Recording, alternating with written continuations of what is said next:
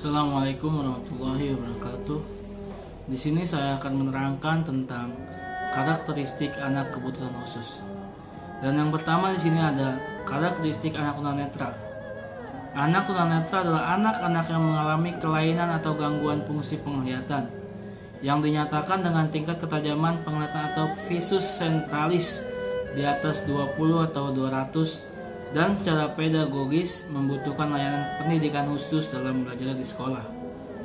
Dan di sini ada beberapa karakteristik anak-anak tunanetra sebagai berikut. Yang A, di sini ada segi fisik. Secara fisik, anak-anak tunanetra nampak sekali adanya kelainan pada organ penglihatan atau mata, yang secara nyata dapat dibedakan dengan anak-anak normal pada umumnya.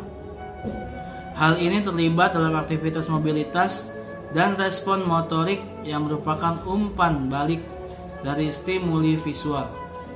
Dan yang ke B ada segi motorik, yaitu hilangnya indera penglihatan sebenarnya tidak berpengaruh secara langsung terhadap keadaan motorik anak tunanetra.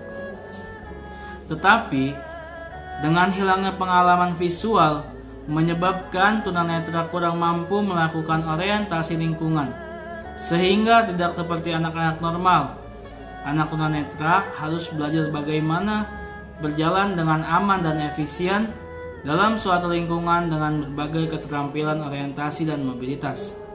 Yang C ada perilaku.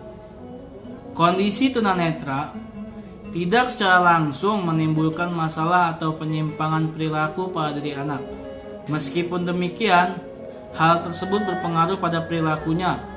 Anak tunanetra sering menunjukkan perilaku stereotip, sehingga menunjukkan perilaku yang tidak semestinya. Manifestasi perilaku tersebut dapat berupa sering menekan matanya, membuat suara dengan jarinya, menggoyang-goyangkan kepala dan badan, atau berputar-putar. Ada beberapa teori yang mengungkap mengapa tunanetra kadang-kadang mengembangkan perilaku stereotipnya. Dan yang D ada akademik. Secara umum, kemampuan akademik anak-anak tunanetra sama seperti anak-anak normal pada umumnya. Keadaan tunanetra berpengaruh pada perkembangan keterampilan akademis, khususnya dalam bidang membaca dan menulis. Dan E ada pribadi dan sosial. Mengingat tunanetra mempunyai keterbatasan dalam belajar melalui pengamatan dan menirukan, maka anak tunanetra sering mempunyai kesulitan dalam melakukan perilaku sosial yang benar. Sebagai akibat dari ketunanetraannya yang berpengaruh terhadap keterampilan sosial, anak tunanetra perlu mendapatkan latihan langsung dalam bidang pengembangan persahabatan, menjaga kontak mata atau orientasi wajah. Dan yang kedua ada karakteristik anak tunarunggu. Anak tunarunggu adalah istilah yang menunjukkan pada kondisi ketidakfungsian organ pendengaran atau telinga seseorang anak. Kondisi ini menyebabkan mereka memiliki karakteristik yang khas, berbeda dari anak-anak normal pada umumnya. Di sini dijelaskan ada beberapa karakteristik anak tunarunggu. Di antaranya adalah yang A, segi fisik. Cara berjalannya kaku dan agak membungkuk, akibat terjadi permasalahan pada organ keseimbangan pada telinga, menyebabkan anak-anak tunarunggu mengalami kekurangan seimbangan dalam aktivitas fisiknya.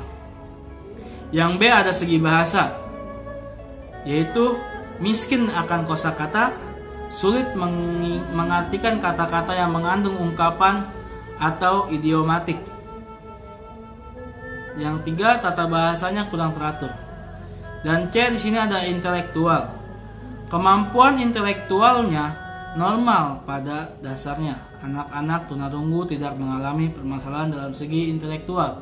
Namun, akibat keterbatasan dalam berkomunikasi dan berbahasa, perkembangan intelektual menjadi lambat. Yang D di sini ada sosial dan emosional. Sering merasa curiga dan sok wasangka. Sikap seperti ini terjadi akibat adanya kelainan fungsi pendengarannya.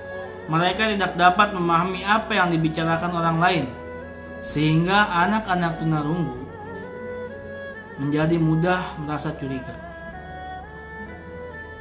Dan selanjutnya ada karakteristik anak tunadaksa atau gangguan motorik. Anak tunadaksa adalah anak-anak yang mengalami kelainan fisik atau cacat tubuh yang mencakup kelainan anggota tubuh ataupun yang mengalami kelainan gangguan gerak atau kelumpuhan yang disebabkan karena kelainan yang ada di saraf pusat atau otak. Disebut juga dengan cerebral palsy. Anak tunadaksa memiliki karakteristik sebagai berikut. Yang A, gangguan motorik. Yang B, gangguan sensorik. C, gangguan tingkat kecerdasan. D, kemampuan berbicara. E, emosi dan penyesuaian sosial. Ya, mungkin cukup sekian dari saya penjelasan tentang karakteristik anak kebutuhan khusus. Cukup sekian. Assalamualaikum warahmatullahi wabarakatuh.